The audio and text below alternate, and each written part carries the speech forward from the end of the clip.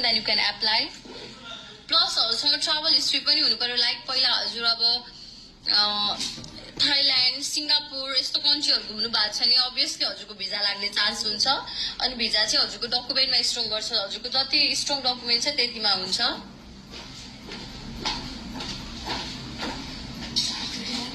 अस्ट्रेलियाको लागि visit visa मात्रै छ वर्किङ भिजामा हामी काम गर्दैनौँ है छैन अहिले डिमान्ड आएको हामी रिसेन्टली वर्किङ भिजामा काम गर्नेहरूको माल्टा पोल्यान्ड क्रोएसिया स्लोभाकिया लिथुएनिया अनि हङ्गरीबाट हो यतिमा चाहिँ हामीसँग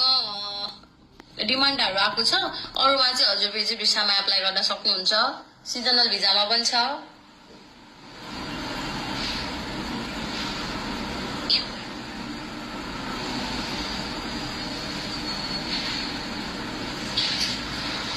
डकुमेन्ट स्ट्रङ हुनलाई के डकुमेन्टहरू चाहिन्छ डकुमेन्ट स्ट्रङ हुनलाई चाहिँ हजुरकै डकुमेन्ट स्ट्रङ हुनु पर्यो तपाईँको ब्याङ्कमा पैसाहरू हुनु पर्यो डिपोजिट भएको ट्रान्जेक्सनहरू गरेको 6 महिनाको ट्रान्जेक्सन देखाउनु पर्यो पहिला तपाईँ चाहिँ फ्रान्स अब